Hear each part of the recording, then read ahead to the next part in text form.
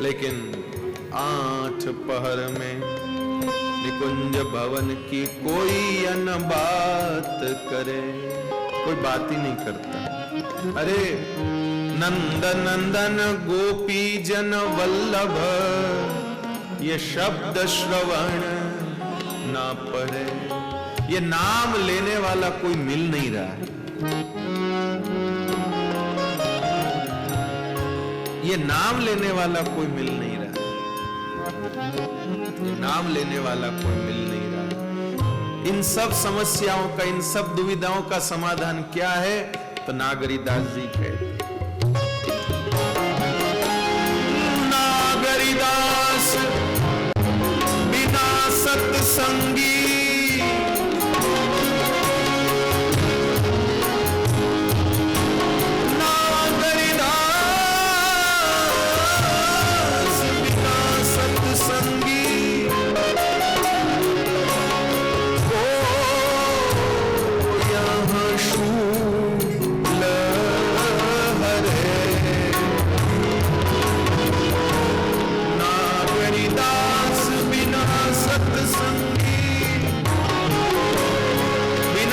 सत्संगी के ये कष्ट कोई दूसरा मिटा नहीं सकता। वो यहाँ शूल हरे, शूल मतलब पीड़ा, दर्द, वो यहाँ शूल हरे। इसलिए अब तो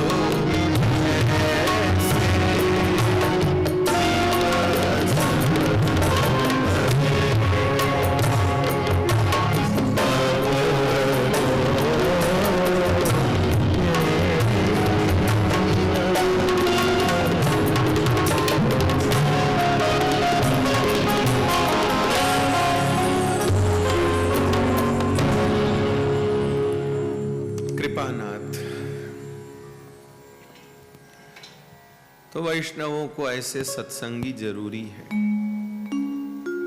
बिना सत्संगी के ये समाधान नहीं हो सकता। वो अपना दर्द भी कहे तो किसको कहे,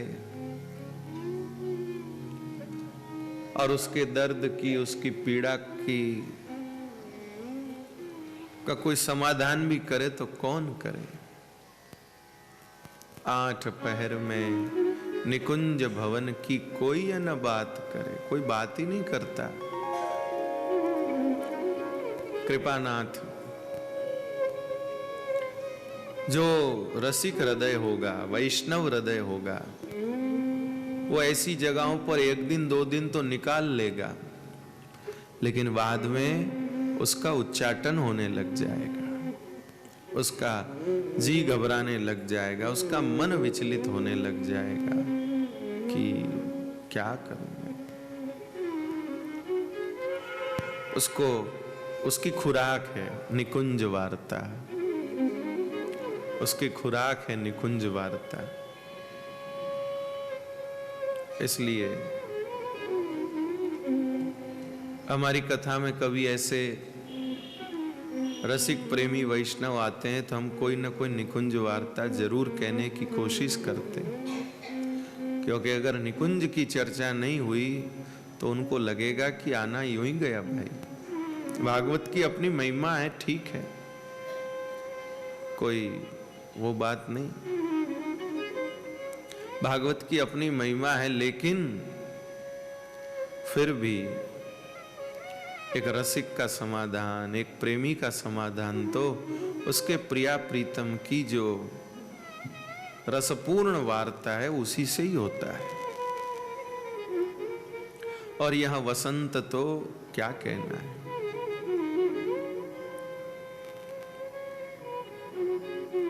अभी मैं आज ऊपर लेटे लेटे सोच रहा था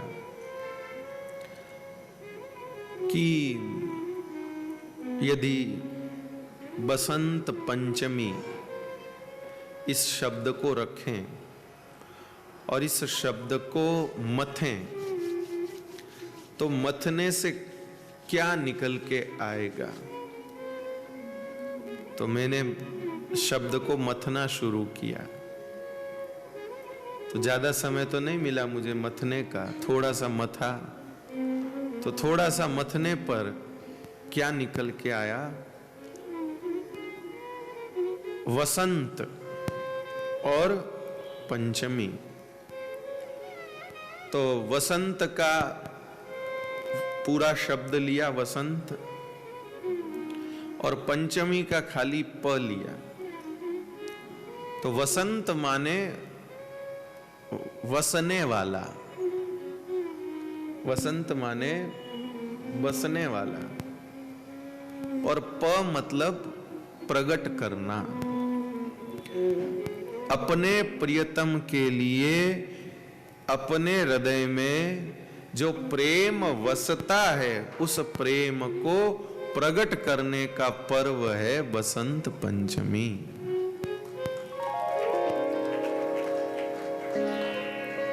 शब्द के मंथन से ऐसे ही अर्थ निकल के आते हैं भाई। हृदय में जो प्रेम बसता है उसको वसंत के पर्व पर प्रकट करना। जैसे अंग्रेजी परंपरा में वैलेंटाइन डे आता है 14 फरवरी को। ऐसा पहले नहीं आता था, अभी कुछ सालों से उसका बहुत प्रचार हो गया। तो सब ऐसा ही कहते हैं कि वैलेंटाइन डे का मतलब क्या है कि भाई किसी से प्यार हो तो उसको लाल गुलाब का फूल दे, और जो आपको कहना कहो, ऐसा कहते हैं लोग। अखबार आदि में पढ़ा हमने।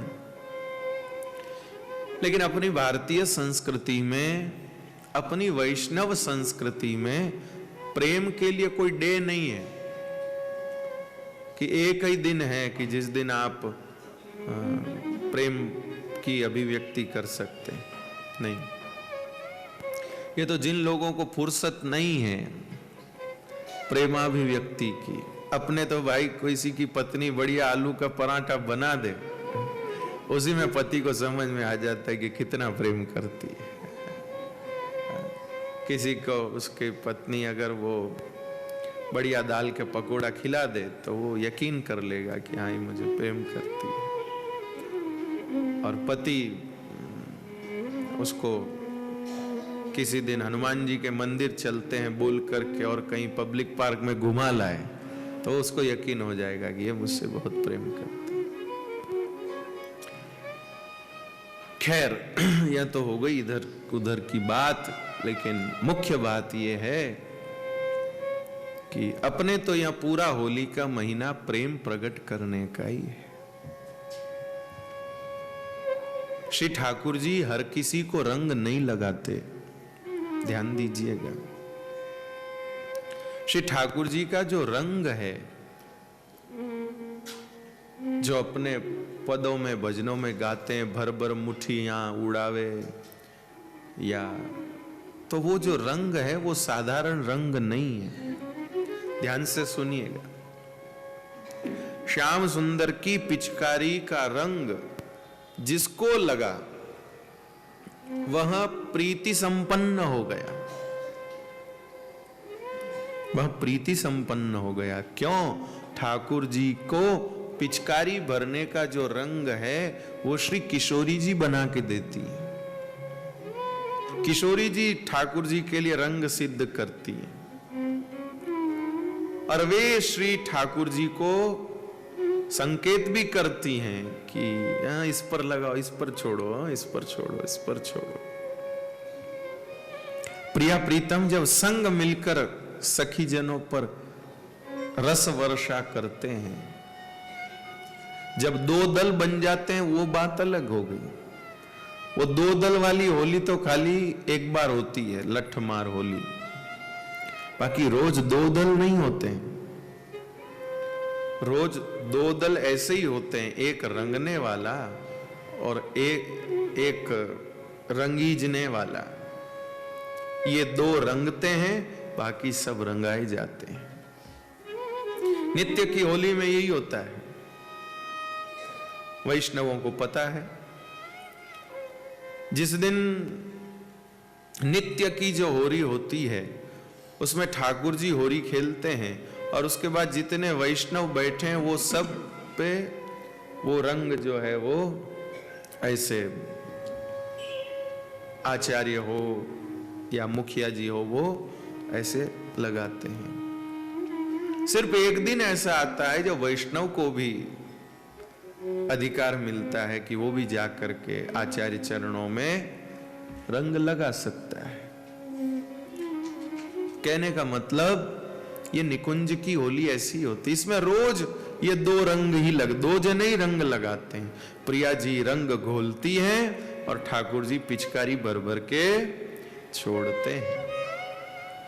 तो प्रिया जी जो रंग तैयार करती हैं वो रंग कोई साधारण रंग नहीं होता, वह तो प्रगाढ़ प्रीति का रंग होता है, प्रगाढ़ प्रीति का रंग होता है।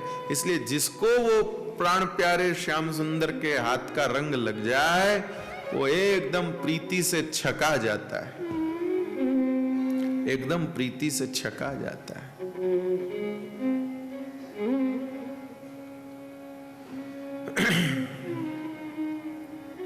इसलिए भाई यह पूरा जो होली का पर्व है, जो बसंत पंचमी से प्रारंभ होता है, यह पूरा प्रेम को प्रकट करने का ही पर्व है। और आपको पता है प्रेम प्रकट करने में सुख बहुत मिलता है, प्रेम की अभिव्यक्ति में बहुत सुकून मिलता है, इतना सुकून मिलता है ऐसे लगता है जैसे कोई शरीर में बहुत बड़ी गांठ थी वो एकदम से निकल गई। हालांकि प्रेम का हृदय में गोपन कोई गांठ जैसा नहीं है, लेकिन सामने प्रियतम यदि वो हो, रसिक हो, तो वो प्रेमी सोचता है कि प्रेम की अभिव्यक्ति करने पर प्रियतम की ओर से मुझे प्रेम का कुछ वो मिलेगा, उनकी ओर से मुझे कुछ प्रतिसाद मिलेगा। बस उस प्रतिसाद की अपेक्षा में वो प्रेम की अभिव्यक्ति करता है। जब प्रेमी देखता है कि भाई देखो इनको फूल दिया, ये सब निकुंज की बात है, हो ये लौकिक में नहीं कहीं उलझ जाना। जब गोपीजन देखती हैं कि इनको फूल दिया है, इनको पीतांबर दिया है, इनको तांबूल दिया है, इनको कुमकुम दिया है, मुझे कुछ नहीं दिया है, शायद मैं भी इनसे प्रेम करती हूं, ये इनको मालूम नहीं है, शायद इसीलिए मुझे छोड़ दिया गया, तो क्यों न मैं अभिव्यक्त कर दूं, क्यों न मैं अभिव्यक्त कर दूं तो मुझे भी प्रतिसाद मिलेगा। तो फिर वहां भक्त, वहां गोपी अभिव्यक्त कर देती है श्याम सुंदर के आगे, हे प्राण प्यारे, मेरे भी आप ही जीवन धन है, मेरा भी सर्वस्व आप ही है, मैंने भी अपना श्रुत्वान गुणान भुवन सुंदर क्षणवताम थे। आप तब फिर भगवान मुस्कुरा देते हैं, भगवान मुस्कुरा देते हैं, देते कुछ नहीं है, खाली मुस्कुरा देते हैं। तो गोपी सोचती है कि ये क्या हुआ, बहुत ध्यान से सुनिएगा हो। गोपी सोचती है कि ये क्या हुआ, क्या मेरी प्रेमाभिव्यक्ति करने पर भी क्या इनको मेरा प्रेम अच्छा नहीं लगा, या इनको क्या कमी लगी, क्या मैं अच्छी नहीं हूं, क्या बात है। यह सोच सोचकर उद्विग्नता, आकुलता, व्याकुलता में उसकी पूरी रात गुजर जाती है। और अगले दिन फिर कहीं श्याम सुंदर पधार कर उसके ऊपर कृपा करते हैं। श्याम सुंदर कृपा करते हैं तो कोई दूसरी गोपी पूछती है कि जिस दिन इसने अभिव्यक्ति करी उसी दिन आप कुछ दे देते तो उसको कितना खुशी होती थी। ठाकुर जी कहते ये मेरी पद्धति नहीं है, बिना थोड़ा आकुल व्याकुल किए कुछ भी देना ये मेरा स्वभाव ही नहीं है। इसलिए भैया सब ध्यान रखिए, गोपी को प्रतिसाद मिलता है आकुल व्याकुल होने पर। अब आप लोगों को कथा कैसे मिली है? आप कब से व्याकुल हो रहे होंगे तब जाकर के कथा मिली। ठीक बोल रहा हूं कि कब से आकुल व्याकुल हो रहे होंगे भाई, कब हो क्या हो।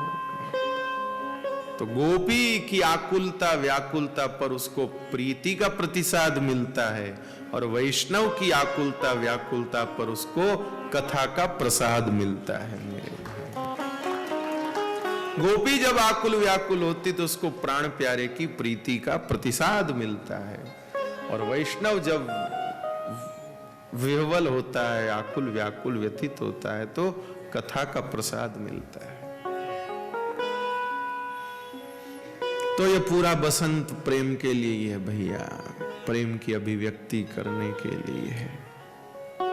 इसलिए लाज शर्म छोड़ के जिसको जो भी कहना है अपने ठाकुर जी को, जिसका जितना प्यार है अपने ठाकुर जी से, उतना प्यार उड़ेल दीजिए, आप जता दीजिए, कह दीजिए, बोल दीजिए, कह दीजिए। प्रभु यही बसंत का पर्व है, यही बसंत के भाव है।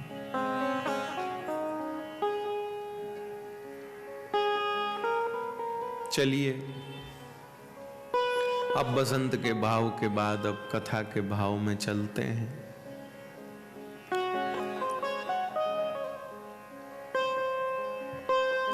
कल आप लोगों ने सुना था भगवान ने ब्रह्मा जी को सृष्टि की आज्ञा प्रदान करी। ब्रह्मा जी ने तपस्या करी, तब ठाकुर जी ने कहा सृष्टि का विस्तार करो। तो ब्रह्मा जी ने सृष्टि बनाई, लेकिन सृष्टि में कोई रस नहीं आया, कोई रस नहीं आया। क्यों नहीं आया? क्योंकि जो बनाई वो स्थिर हो गई, स्थिर सृष्टि हो गई, आगे उसकी उन्नति नहीं हुई, आगे उसका विकास नहीं हुआ, वो बड़ी नहीं। तो बिना बड़े तो समाधान कैसे हो?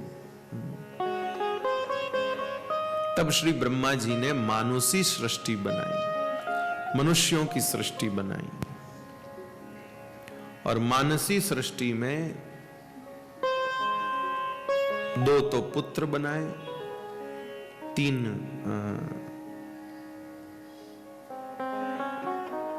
मानुषी सृष्टि में पहले एक स्त्री और पुरुष के जोड़े को प्रकट किया, माफ करिएगा, महाराज मनु और शत्रुपा इस नाम से एक जोड़े को प्रकट किया, और उनको ब्रह्मा जी ने कहा कि अब तुम सृष्टि करो।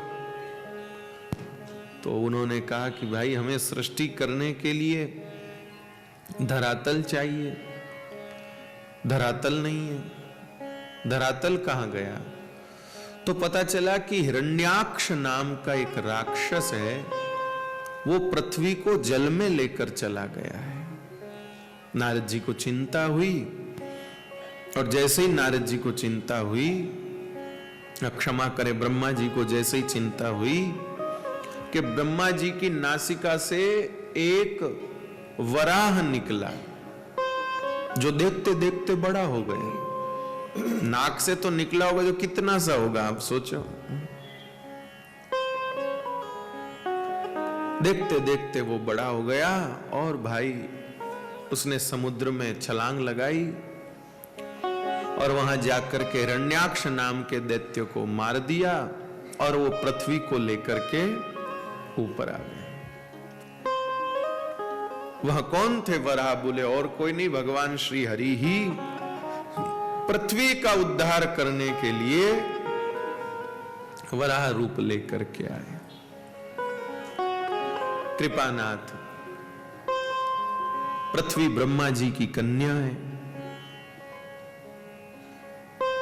भगवान ने जब पृथ्वी का उद्धार किया तो ब्रह्मा जी ने कहा ये मेरी बेटी आपको अर्पण है। मैं तो भूल गया कि अब मेरी बेटी बचेगी, ये राक्षस न जाने क्या करेगा, लेकिन आपने मेरी बेटी की रक्षा करी, सो अब आप मेरे पति के, आप मेरी बेटी के पति हो गए। पहले के जमाने में बचाने वाला ही पति बनता था। अगर कोई कन्या संकट में हो और कोई पुरुष ने उसकी रक्षा करी तो फिर वही उसका पति होता था। तो समुद्र वसने देवी पर्वतस्तन मंडले, तो विष्णु पत्नी नमस्तुभ्यम पाद स्पर्शम क्षमक्ष्व में। तो इससे फिर वो हो गई, पत्नी हो गई। भगवान ने कहा चलो भाई, समुद्र में डुबकी लगाना बेकार नहीं गया। किसी को समुद्र में डुबकी लगाने पर मोती मिलता है, सीप मिलता है, शंख मिलता है, और कुछ मिलता है। अपने को तो श्रीमती जी मिल गई। अच्छा हो गया ये तो। अब भगवान वराह ने वहां पर जोर से अपना शरीर ऐसे ऐसे ऐसे झाड़ा। तो झाड़ने से भगवान वराह के शरीर से जो रोम थे बड़े बड़े, वो झड़झड़ करके भूमि पर गिर गए, और गिरते ही उससे घास उग गई, और वो घास परम पवित्र हो गई, क्योंकि भगवान के रोम से प्रकट हुई है। तो आज भी ग्रहण आदि काल में अपने घर की सामग्रियों को पवित्र रखने के लिए हम जिस घास का उपयोग करते हैं, ये घास साधारण घास नहीं, भगवान के उन रोम कूपों से प्रकट वह कुशा को ही, वो कुशाई वो दिव्य है, इसलिए उसको पवित्र माना जाता है। पूजा जप अनुष्ठान में भी उसका उपयोग होता है। तो ऐसे वो हुआ, और फिर ठाकुर जी को उसको मारते समय, लड़ते समय पसीना आ गया ठाकुर जी को। तो ठाकुर जी ने अपना पसीना भी ऐसे छींट दिया, तो ठाकुर जी के पसीने से तिल उत्पन्न हुए, इसलिए तिल को भी पवित्र मानते हैं। सबसे पवित्र धान्य जो है वो तिल है, क्योंकि वो ठाकुर जी के स्वेद से प्रकट हुआ है, उनके स्वेद से प्रकट हुआ है। इसलिए प्रभु राजा परीक्षित ने कहा, महाराज ये राक्षस का ऐसा क्या सत्कार्य था, ऐसा क्या इस राक्षस ने कमाई करी जो भगवान खुद इसको मारने के लिए वराह रूप लेकर के आए। तो सुखदेव जी ने कहा, सुनो भाई, ये राक्षस तो बाद में हुए, पहले राक्षस नहीं थे। तो कौन थे? बोले पहले तो ये दिति कश्यप की संतान है। महाराज, कश्यप ऋषि के घर ऐसे राक्षस बेटा? बड़ा आश्चर्य होता है भाई, कभी कभी अच्छे घर घरानों में ऐसे उत्पाती संतानें पैदा होती हैं, पूछो मत। जो सुनता हो कहता एड़ा रे एड़ो, एड़ा रे एड़ो।